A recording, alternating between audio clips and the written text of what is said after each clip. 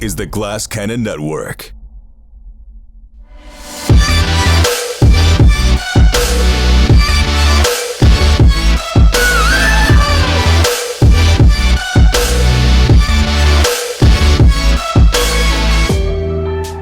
And like magic, we're back, and I've got Adam Bradford of Demiplane in the booth with me. He's going to be talking to you in a second, but I just want to thank once again everybody for coming by and watching live this morning. We couldn't do it without you guys who are supporting us and who hopefully are going to learn a lot in the next hour about what Adam's working on, and hopefully find that it's going to enhance your experience and all the games that you like to play, the games especially that we like to play, and we'll dig into what that is. But at the top, I want to once again thank Demiplane, specifically, who sponsored this booth. They sponsored the booth, and it might be coming out of nowhere for you guys. I don't know. I don't know what you know about Demiplane. I know that a year ago I didn't know much about Demiplane, but Adam Bradford and his team have been working to put Pathfinder 2e at the next level of digital gaming. And it's really an incredible platform that is going to cover digital readers, game compendiums, character builders, character management systems, connecting with your friends, playing online, matchmaking, finding groups of people that want to play. It's an all-in-one resource for your gaming pleasure, and we're going to dig into it today. Adam knows everything about the ins and outs of this program, and I cannot wait to talk to you about it more. But first, I really don't know how many of you know Adam. I've been talking to him for a while, but he's never been on air on the GCN. This is his first. So I will shut up and kick it over to him. Adam, tell us a little bit about yourself. I guess why don't you start with your birth, and then your entire life up until this moment. It was a cold April afternoon, uncharacteristically cold. I've been in the tabletop role-playing industry for, I guess, about 7 or 8 years at this point, and previously came up through a video gaming company called Curse and founded D&D Beyond. And so if any of you have seen that out there, possibly used that, I was there at the beginning, got that kicked off, and for about the last year and a half, I have been working at Demiplane, which is a startup that is focused on connecting people to play these great games that we all love and enhancing those games and making playing those games more convenient. And I am the Chief Development Officer at Demiplane, which is a very made-up title. That just means... I kind of thought the same thing, to be honest. Very, very made-up title. It was honestly, it was like, we just kind of had, a whole bunch of words that we put on a dartboard, and we just threw some darts. And I think CDO is something that you see in a lot of construction companies. And so I guess I will take it because we are building a whole lot of things. So as Joe was kind of explaining there, it sounded exhausting when he was talking about everything that we're trying to work on. You got a lot on your plate. Yeah, but the team is doing an incredible job right now. And so we have, in the last, I think it was last October, we announced the early access period for Pathfinder Nexus. And then a couple of months after that, we announced the early access for World of Darkness Nexus. And I'm trying to make sure I don't, share anything that's not actually announced publicly yet. But he'll be handcuffed when he walks out of the booth. Yeah. Oops, sorry. Dragged off to NDA prison. That's it. But then we also have a Marvel Multiverse RPG Nexus. And then we are, let's see, what am I forgetting? No, we almost are about to announce another one, but I stopped myself there. We've got a lot of other games coming too. But the whole idea here is, as I was at D&D Beyond, and we were trying to put together digital tools for, the game of D&D, I have played other games the entire time that I've played. In fact, the first time that I played RPGs was with a Star Wars role-playing game. Okay. West End Games back in the 80s. And so with that game, I have always loved playing other games that weren't D&D. And I wanted those games to have nice things. And so what we are trying to do here at Demiplane is give all of those other great games out there that we're all playing nice things that you can use to help make those games more convenient. Enhance the experience. That's it. And I got to say, I'll be honest with you, when I first I didn't play D&D 5e at all. I would just play Pathfinder. I was a Pathfinder guy. And when I first dabbled into 5e for a show we did a one-off fun thing, and I dabbled into D&D Beyond. It was an incredible piece of work, and I congratulate you on that. And we were like, why don't we have this? We have people just walking by here, Exactly. and they're making faces at us. And, yeah, it's incredible. It's an incredible experience. No, but I said, I wish we had this for Pathfinder, and it turns out this is what you were doing all along. You've been working on this in the background. Let's focus on Pathfinder for a second. You mentioned the term Nexus, which, great branding, by the way. Great name. Let's start with the Pathfinder Nexus. I think that's the larger part of our audience is going to be interested in that. What is the Pathfinder Nexus now? What does it offer right now for players? And what is coming in the next few months? Yeah, so we are currently in what we call early access, and I know that that's confusing out there because companies have used alpha and beta and early access and a variety of other terms to try to indicate various stages of development for what they're putting together. And so we are using early access, and what that means right now is at the full launch of Pathfinder Nexus, we will end up with really 3 core digital tools that people will be able to use. And so one of those is a digital reader. The other one is a game compendium that kind of presents that information in a slightly different way, makes it available for you to search quickly. It's searchable, yeah. Yeah, and then finally, the real big cornerstone here is character management. So that is a character builder with a digital character sheet, and so that's the third really big tool that we're putting together for Pathfinder Nexus, and that's the part that's not quite out yet. So right now in early access, you can pick up most of the content. Like, we're still working through a few of the older adventure paths right now, but you can pick up rule books, Lost Omens content, all of that Pathfinder content in early access. You're going to get access to it right away in the digital reader, which is really goes far beyond a PDF experience. So you're able to pull this up on your phone. I know PDFs are challenging on a phone. And so it's like you can pull it up on the phone. You can see all of that content, read it while you're in the line at the supermarket or wherever you are. And, I almost said toilet. But, well, I guess I actually did say toilet, right? You just did. But yeah, you can read it anywhere, anytime. And so all of that accessibility is a big part of what the digital reader is doing. And as you're going through, if you are cross-referencing something, a spell, item, monster, whatever, you can click on that, hover over that on desktop, and get a quick glance at all that information. So it's really, really convenient to use the digital reader.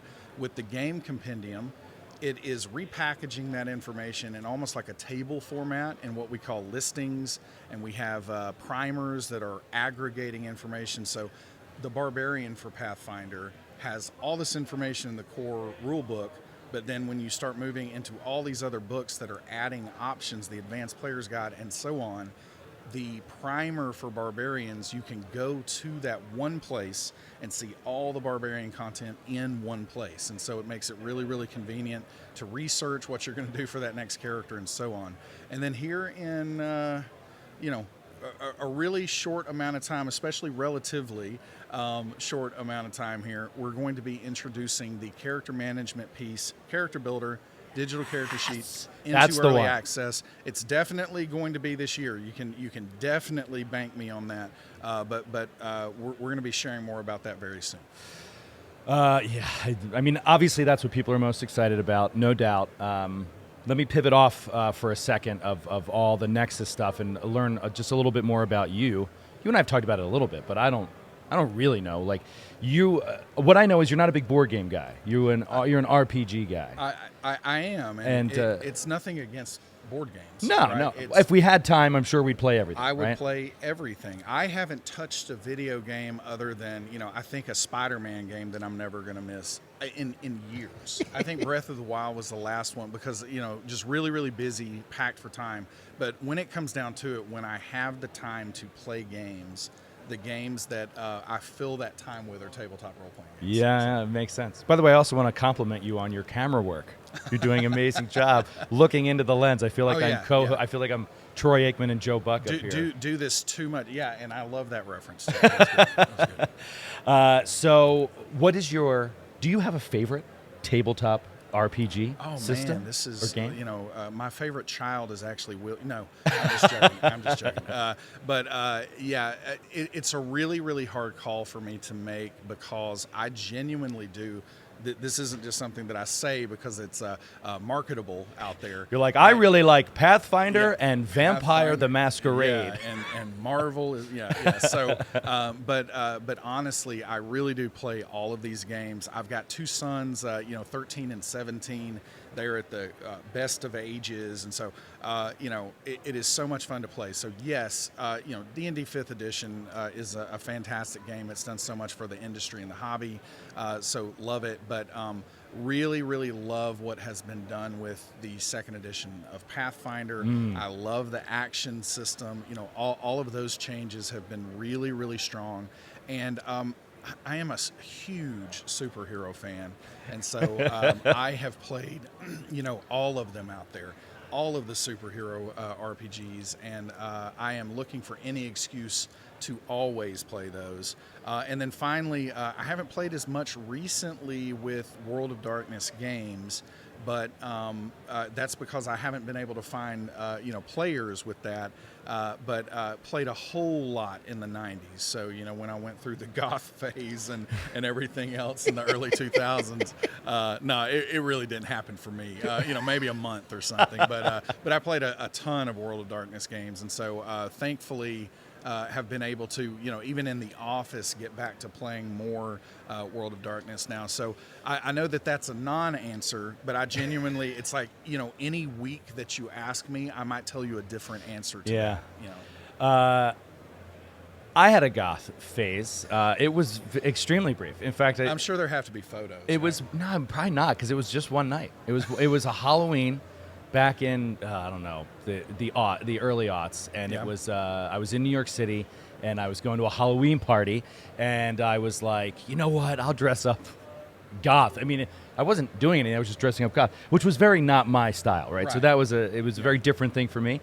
And when I finished and looked at myself in the mirror, I was like, I look amazing. Like the eye makeup and like the painted nails and like the dyed hair and everything. I was like, I should do this all the time. Sounds like a character concept that needs to happen on stream. Everyone demands it, I'm sure. Out there. You know what? Actually, I did do a little taste of it. I didn't go full bore, but I did a little taste when we played Merc Bore from Free League. Right. That game was awesome, and I did a little of the eye makeup and stuff. And so we fun. haven't talked about Free League, but no. If you ask Free me, League. If you ask me for like a favorite publisher, at least this week it's probably going to be Free League. I adore Free League games, and I think that they are just doing such incredible and wonderful things out there. And it's going to be, oh man, I'm trying to decide if I can tell you definitively or not. I can't do it quite definitively yet, but you are going to see the first Free League games come to Nexus also within the next, we'll say, couple of months. Yeah, the ads I keep saying 2022, Adam. Yes. You better stay on. We're running out of runway, but we will have Free League games into early access before the end of the year. You can bank on that one. I think that there's... by the way, Nash, if you guys have questions, throw them to me. I got the chat up. It is working. At the Glass Cannon, write it in there. It'll help me to see it. If you've got questions for Adam, while he's here, if you got anything about Demiplane you want to ask, like what is the date we'll have the character builder? Probably not going to. I can't quite tell you that. But like, if you have any other questions, please fire it our way. The character builder is obviously going to be the most useful, most popular, most incredible thing that comes along. I'm just kind of curious why release the digital reader and the game compendium in early access without the character builder? What's the reasoning behind that? Why not just wait till you have everything and then release it? Excellent question, and we get this sometimes, and so really, really fully formed response that I have for this at this point. But ultimately, with that, it takes a long time in development to get all the way to where you have this full, character management suite, and so as we are looking at that timeline, we absolutely could have held off on announcing Pathfinder Nexus until this month, and then drop a character builder and digital character sheet, soon after. Absolutely could have gone that route. But one of the things that I saw, especially in the past life with DDB, was as we started getting some of these tools in place that are necessary stair steps, really. So, that's ultimately what it is in order for us to get to a character builder digital character sheet, we have to do what content gets consumed by that digital reader. We have to start to, atomize or molecularize the data in a way that it goes into that game compendium and those listings and everything else. And so with that, we found out that it was really useful. So as we were putting these things together, we started using it in our own games, and we're like, hey, wait a minute, even this feature in this state without characters right now, it is a useful thing, it helps our game, and so we might as well get that out there and start to verify. This is the really important part about early access, because good game designers are going to tell you that a game has to play test. And if you don't get that game play tested, the game is not going to last long. And so early access for us is like a play test period where we can validate, is the look and feel of this what people are looking for? Is it useful in a way that people are looking for? Because when we get to the character builder, when you go to look up a spell, it's going to be leveraging that same technology that you're using in a spell's listing that is in the game compendium. And so again, all of those are stair steps that are making it, kind of building this Lego set of, or legally distinct building block set of, all of the, all of the things that come into character management. And so the reason that we would release that early is twofold. We think that those features are really great and they're already useful. And so why not go ahead and give people early access to that? And then also we are looking for and we crave that feedback. And we've already gotten so much of that feedback. It's super valuable to making sure that we are hitting the mark with what we're trying to target. Michael, go ahead and throw up the postcard that we have there. This is the postcard that's being passed around the con. If you're not at the con, you get a chance to see this here on stream. It just goes to show you the variation of devices that you'll be able to interface with in Demiplane, whether you're gaming at a friend's house, you can't bring your computer, or you're at home and you have a remote game going. Also showing you the variation of games that are going to be available there. It's not just PF2E. If you are a Vampire fan, these tools are already in there. It's actually, frankly, I was on it last night learning Vampire because I'm playing tomorrow. Demiplane is sponsoring a stream here, an actual play that we're going to do tomorrow of Vampire the Masquerade, run by Jared Logan. I mean, oh man! And I'm playing I'm playing a woman, and I should have just gotten like a great wig and like all the makeup. Maybe there's time, Adam. Maybe there's time. I might have time. They have stores here. They have stores. There's another side to that, Michael. If you want to show the back as well, that'll give you a good example of the QR codes that are to each individual system.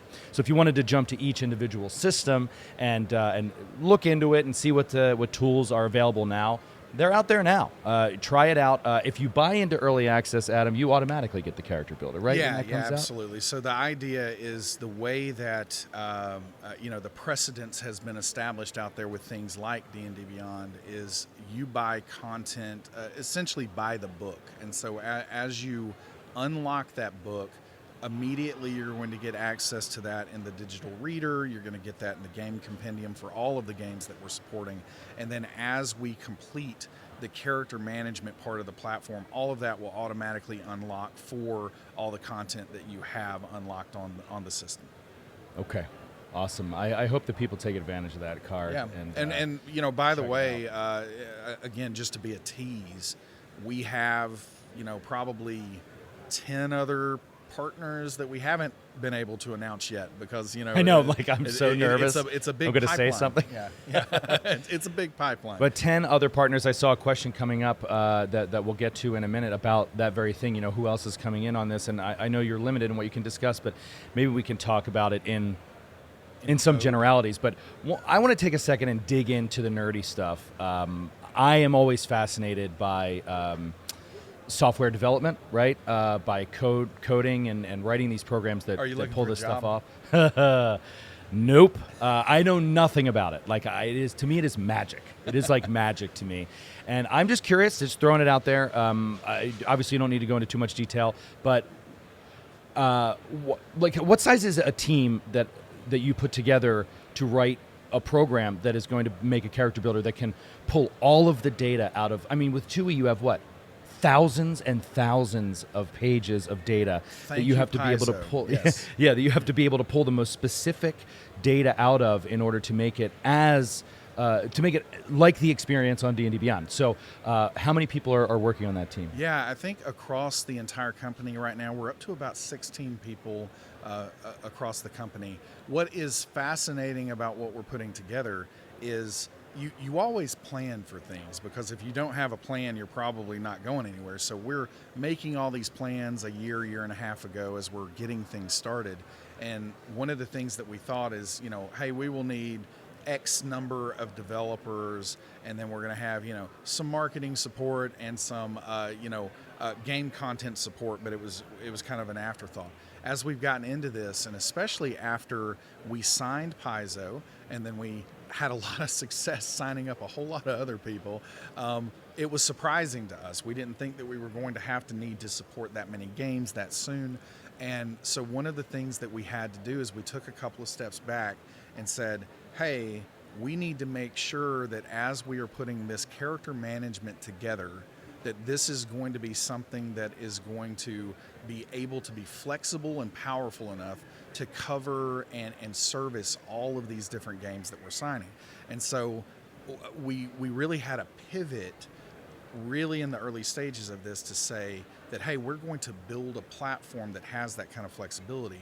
And so what we are using is a visual scripting language. And if anyone plays maybe some first-person shooters out there on the video game side, and you make mods for it, that kind of thing, you put together these nodes or these engines that then connect to other nodes and engines, and that is what is employing the logic that is going to output what you're seeing on a digital character sheet or a character builder. And it is really, really flexible, really, really powerful, but it meant a difference for us when it came to staffing, because what we saw is, hey, we might not need quite as many developers or engineers because we're going to have them build the sandbox, and then we had to kind of shift into that game content team is going to need to be a little bit larger, because those are the individuals who are not going to be focused on development. They're going to be focused on learning the game systems and becoming, top tier, world-class experts in those games, and then using that to in turn build that logic in those little engine pieces. And so I think that the video game equivalent, on a lot of video game development teams, they call them level builders. So you have the engineers and the developers that are making the level editor, and then you have these level builders that come in and make the Mario Kart track look awesome and have the curves at the right places and all that. And so we have a ton of level builders that we're starting to hire and get involved in what's going on in this engine editor. And so yeah, it's still a relatively small team that is working on this, and much more of that than we originally thought are these just subject matter experts in these games, as we are starting to put together all the logic that's going into those engines. And that's work that's going on for Pathfinder right now. So we're at a place where the level editor, so to speak, in the video game parlance there, it is starting to coalesce, starting to come together. We have real things in development. Oh, I hit the mic. You're good. And so as that happens, people are already starting with class features for the different Pathfinder classes to start to put those into these engines and build out the fundamental logic that is going to make Pathfinder work. And we're not going to be there from day zero or in early access with characters, but what this means is that as Pathfinder continues to introduce optional and variant rules, because they do that in all books, right?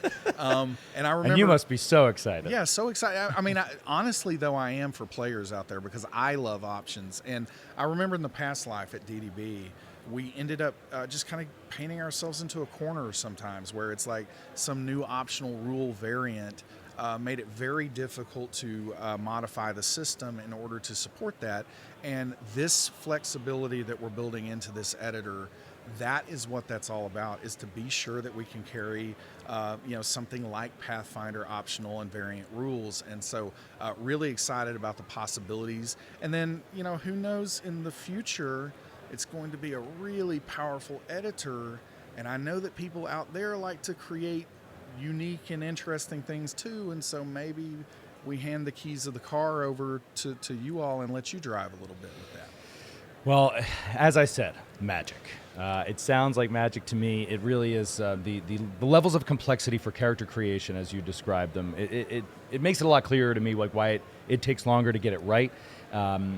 Do you play test, so to speak, that? Like, do you play games with your coworkers, like, to play test? Yeah, this is called dog fooding in the software world, and so the whole idea behind that is, if you run a dog food company, how do you know if the food is good unless you try and eat the dog food, right? And so this is the thing, is that with whatever we're making, the entire point of it is to make sure that fans and players out there are getting what they need to enhance games, and making sure that not only does that work for the small group that is our team, but also, again, this is what early access is for. When thousands of people get their hands on it, we get a ton of feedback. It's all very valuable. But either way, it's not going to make it out of our team and get released to the public in any form until we have dog fooded it. And so yeah, we play games, internally. People, spouses and significant others and children are like, why are you playing games? That's not work. But honestly, it really is work.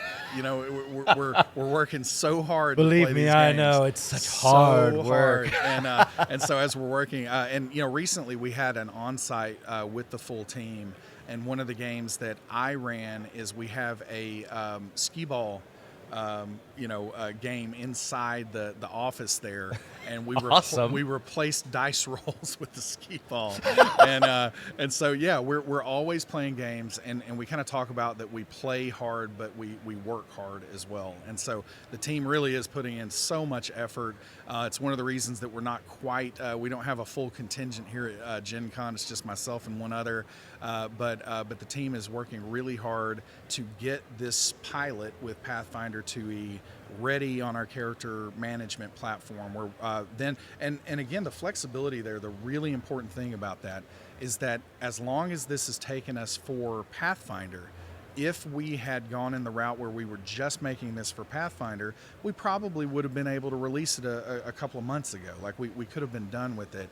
But again, we're taking this extra time that when we get this out for Pathfinder, we can support all those upcoming optional rules that are going to be introduced in new books, but then also changing over into a free league game or any of the other, Vampire, any of the other ones we haven't announced yet. Making character management happen for that at that point is going to be a matter of weeks and not months. And this is where really cool. We're going to really recognize the power of the shift that we made back then. Well, I personally really appreciate it that you took this skill and experience that you had with D&D Beyond. You're bringing it to games that I love, like Pathfinder and the Free League games. I've never played Vampire. Tomorrow's going to be my first attempt, so we'll see. I can't wait. I think I'm going to like it. I listened to a bit of our show when we had it on last year, and it sounds pretty neat. Hunger Dice, awesome. Anyway, Yes. not to get off topic, I want to ask a question that might be a little sensitive. Feel free to say, This is getting juicy. I know. Like it. I like to answer the hard-hitting questions, Adam. Hard-nosed journalist, Joel. Hard-nosed journalist. I appreciate it, but to be honest and frank, I don't quite clearly understand it, in the sense that you are behind the building of this incredible companion tool that I was absolutely blown away by, and you do it for the world's largest role-playing game. You're kind of, in some respects, in the industry of what you're trying to do in that specific area, you are doing it at the top of the mountain, it seems like. Why give that up and move away from that to make it for smaller audiences, smaller publishers? Wow, that is a hard-hitting question. So I think my answer to that is that I believe that from a personality standpoint and just what I like to do as a job, I am built better for climbing mountains than taking in the view at the top of a mountain. And so, I think that good answer. I think that ultimately, there's a really key difference between getting something started and maintaining something. And so I think that, making things happen is something that I appreciate and enjoy. And, I'm constantly, each day that I go into the office, which is walking into my, action figure museum and sitting down at the computer. But each day that I go and work, it is thinking, how can I make something that is going to advance the industry and the hobby that we all love so much? And, what can catalyze change, good change? And so, again, what happened in that past life, it was an incredible experience. I think in a lot of ways we succeeded where many attempts in the past had failed. So again, just an experience I would not trade for anything. But, as you get to a point where, again, you're kind of taking in the view there, I didn't like the challenges that I was facing on a day-to-day basis, and I wanted to get back to some of the challenges of building things and making new things happen. And so, again, I actually tried in the former life to see about getting some kind of support for some of these other games, and it just wasn't going to be in the cards in that situation. And so then that's when I went and found some friends who were very like-minded, Peter and Travis, our founders at Demiplane, and said, hey, let's go do this and give these other games nice things, because we're all playing them. We all love them. We love D&D, but we also love all these other things. And so, yeah, the challenges that I'm facing daily now are the kinds of challenges that I really love. And, I think that as we're building Demiplane, that, the hope is we get to the top of a mountain at some point. And, the hope there is that we are able to establish the right kind of culture in the company, that when we're taking in the view, we've got the right kind of internal staff that are going to be able to really be stewards of that. And who knows, Adam might move on at that point, because I like building new things. But either way, we're going to have something really, really special that's going to support all these other wonderful games that we're all playing out there. Well, I can't wait to see it, Adam. I'm going to kick it over to our viewers here who have been writing in with some great questions. Our hard-nosed journalist viewers who have some questions for you. I want to cycle through, try to pick out a couple before we let you get back to your very, very busy con. Actually, can I ask you a personal question? Yes. How are you responsible at cons in the sense of do you eat well and drink water and get rest, or are you bad and you're responsible and feel shitty all day? That is a really great question. And I think that, so first of all, I really have been for about the last month. I've been trying to get back in fighting shape. I've lost down about 20, believe it or not. Oh, good job. Yeah. So I'm trying to behave and trying to, walk. And now that's one thing you're going to get at this convention. You walk a lot. So you're going to get all your steps in every single day.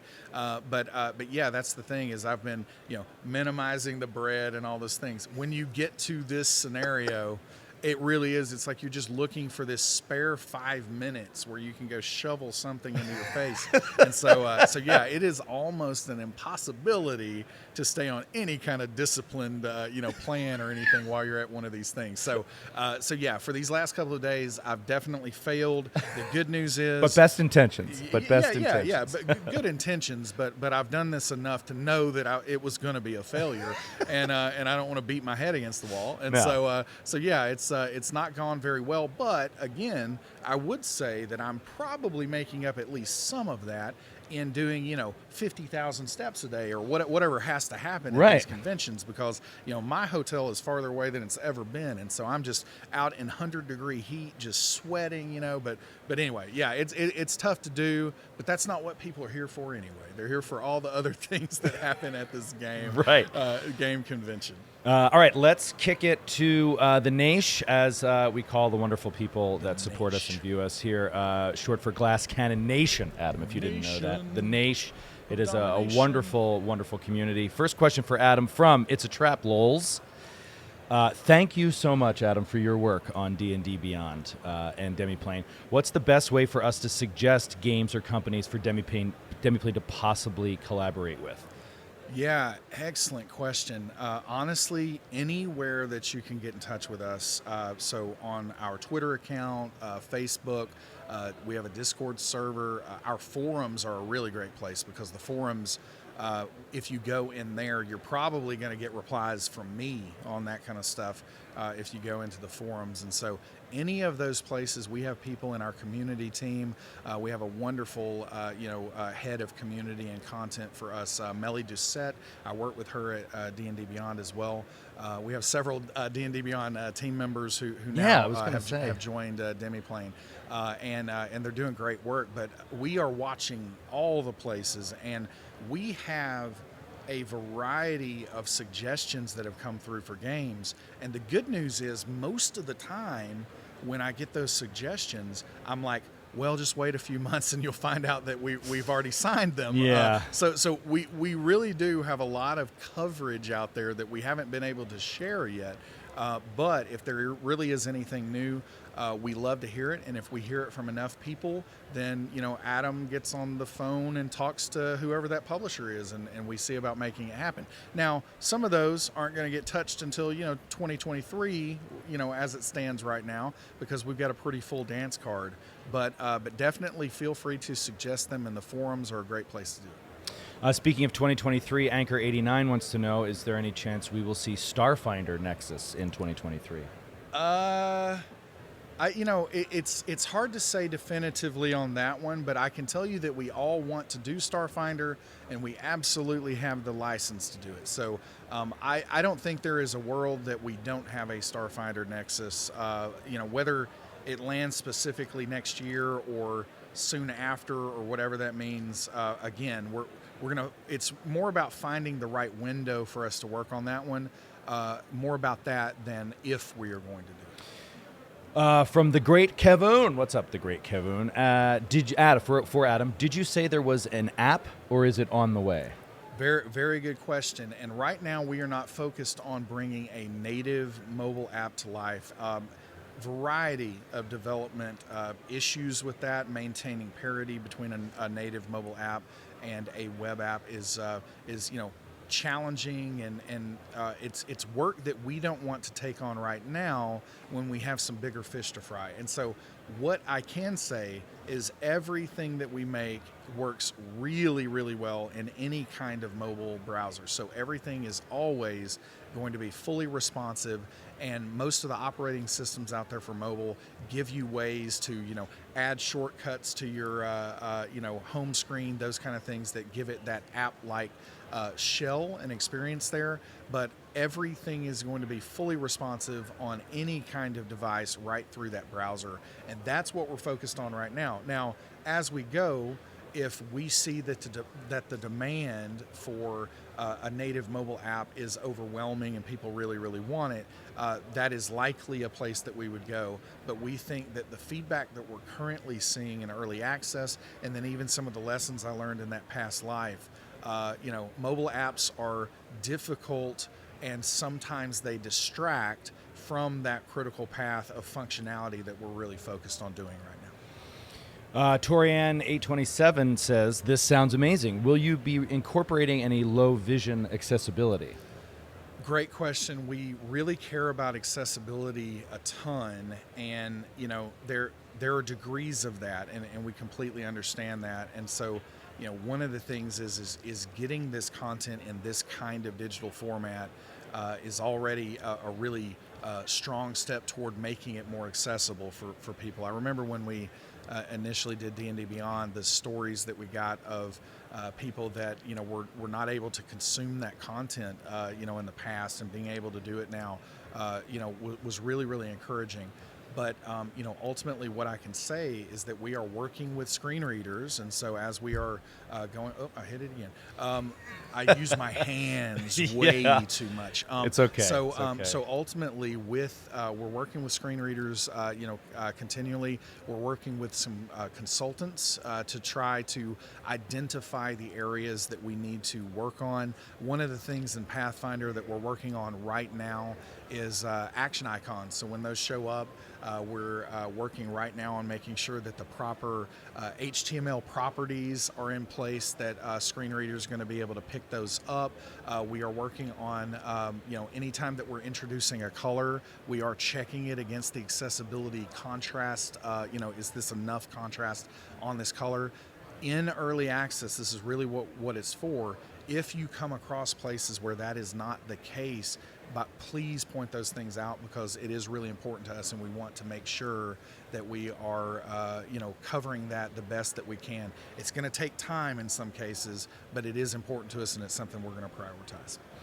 A couple non-questions. Guinevere says, it's nice that you're sharing a bit of the con with all of us. This is the stuff I like to see. People passionate about the hobby and doing something cool and useful for all of us. Well, that wasn't a question, but I appreciate it nonetheless. Yeah, Yes. it's a very, very nice great. statement. It's great. Guinevere. Yeah, I Thank appreciate you. it. And I'm a fan of many, many things. And, honestly, my wife the other day, it's just such a wonderful, wonderful thing to hear about. We've been married for 20-something years.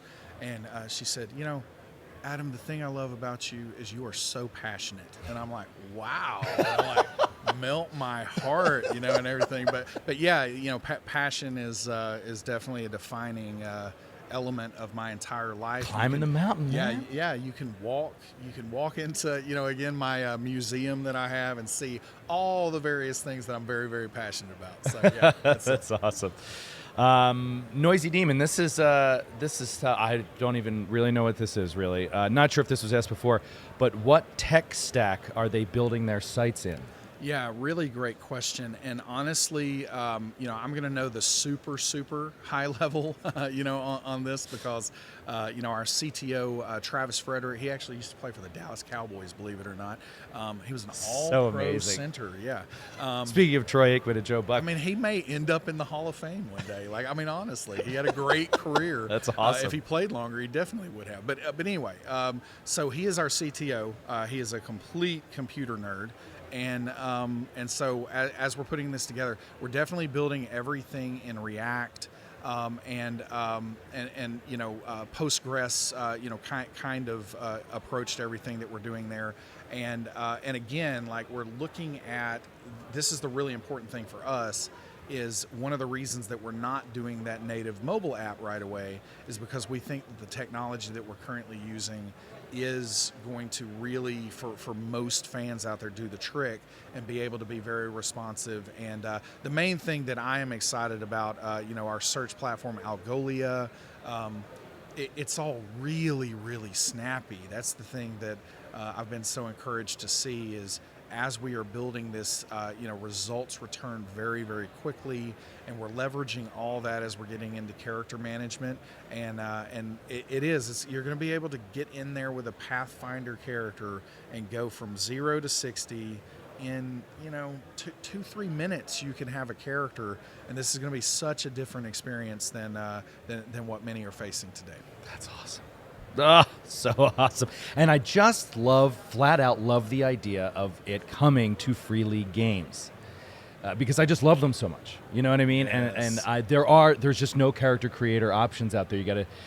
It's so hard to explain. It's not that doing it by hand is too onerous. A lot of their systems are great. They're very streamlined.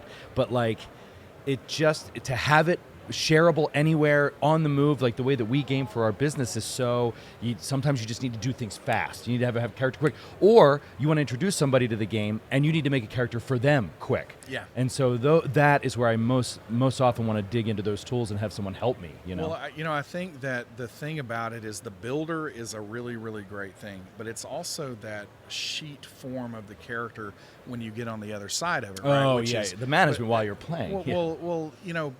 But even while you're not playing, the thing that I discovered in that past life, I remember hardcore, we won't say professional, but close on World of Warcraft. I played it for many, many years. Oh, really? I was did not know this about you. Warrior tank. You geek. I was the money. I loved World of Warcraft. Yeah, I was obsessed. Yeah, and so I played it and raided and all the things that you did there, and I used to spend an embarrassing amount of time on the World of Warcraft armory, just looking at this make-believe character and plotting and planning its future, right? And so it's that armory effect is something that we've seen in the past life, but also what we are really looking forward to for all these games that we're supporting is that, yes, you can use that character builder to have a character quickly, conveniently.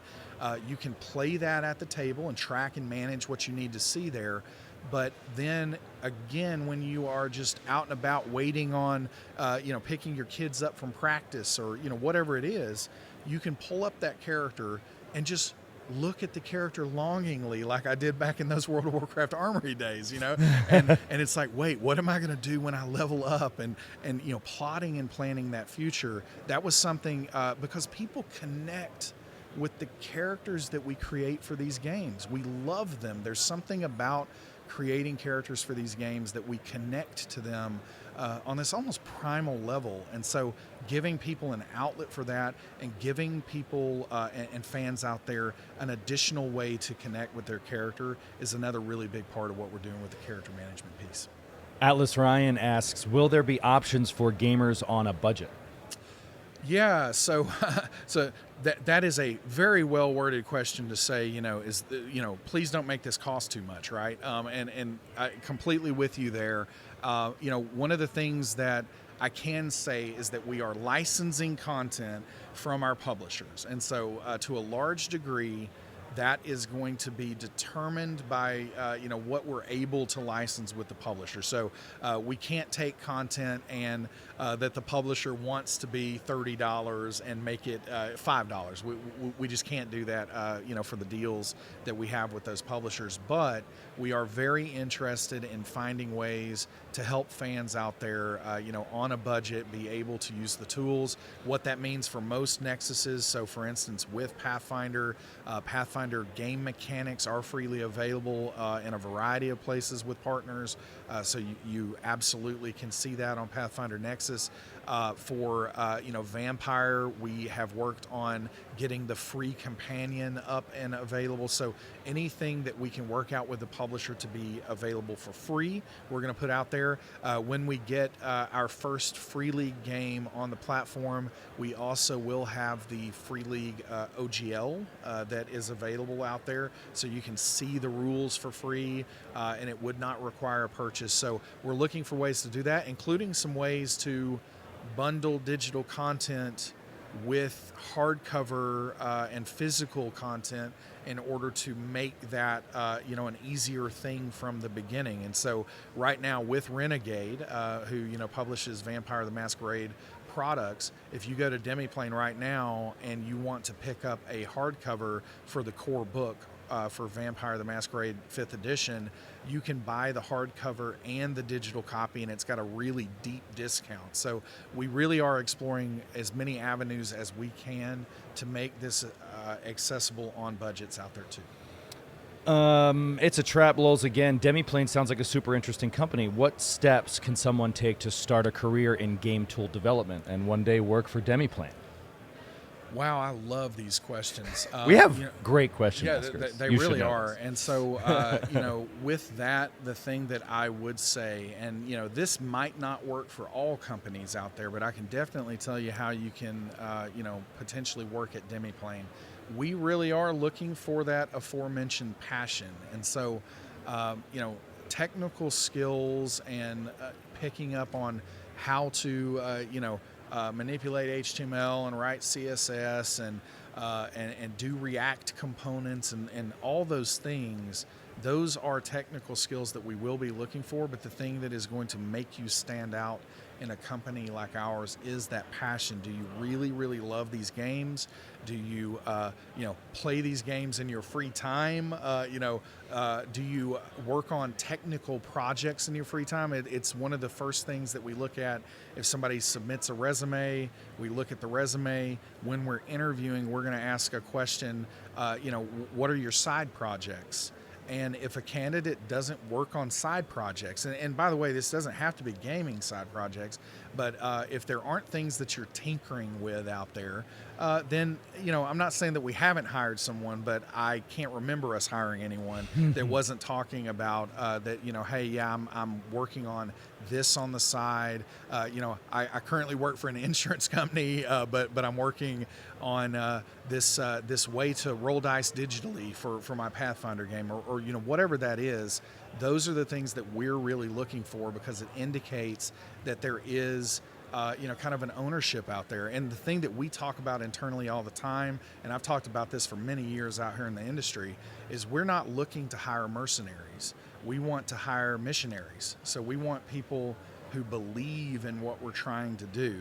And those are the people that we're trying to put on our very small team. And so, we have a limited number of slots of team members, spell slots, and we're only going to populate that with people who are really believers in what we're doing and who are going to take a great deal of ownership in the work that they're making there. So I know a lot of that is maybe a little ethereal, but those are the places where I would try to stand out if you're trying to get a job working in gaming, especially for a smaller company that maybe again has those limited slots.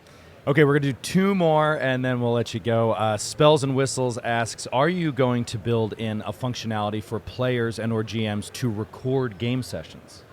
Excellent question. That is definitely something that could be in the cards in the future. So if you want to see, it's something we've talked about.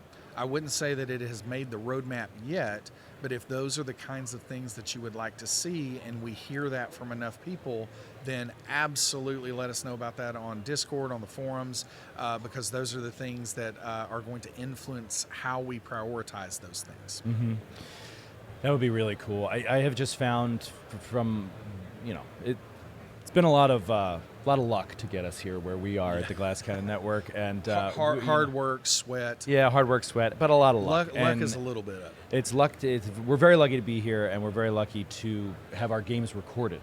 It's a thing that is priceless, right? In a way, for us personally, to have this record of those great moments that are so spontaneous and happen in RPG sessions, it's wonderful. So consider me going to the forums to ask for this functionality. I think it would be great for any game. I've been on a variety of live streamed shows over the last several years, and there really is something special about someone pulling up a clip from something or making a GIF, that, and I'm like, oh, I remember that, and that was so special. And you're right, I didn't have that for home games, all those years ago. And so, recording a session that you're playing, I think, is a great idea. And we really do. We have a very reliable and stable video platform on Demiplane. That one of the things that we discovered as people, especially with the pandemic, started turning to places like Zoom to play their games because, we didn't have any other choice, was that those platforms aren't, purpose-built for tabletop role-playing games. And so you saw things like if someone started experiencing bandwidth issues, then the sound would start getting really, really choppy, but the video maybe would be fine. And so, for instance, on our video platform, if you're playing, kind of a dispersed home game like that, it's going to prioritize the audio, and the video might, hide temporarily while the bandwidth is recovering, but you're not going to not hear the person and what they're trying to say, which we found so important for a tabletop RPG was the priority. And so it's a very solid, video platform. We use it for all of our streams on Demiplane, Children of Verte that we play with Deborah Ann Wall. Those shows are using Demiplane video, and it's really, really proven to be really solid for all of that. You just reminded me there was another non-question from somebody that just wanted you to know. Oh, there it is. Nystrom05. Not a question. Just wanted to let Adam know I love Children of Erte. So there you go. All right, last one is from someone else. Literally, someone else nice. is the name. Yeah, it is a good one. Adam, besides your work-related stuff, what are you most excited about seeing from a fan standpoint at Gen Con this year?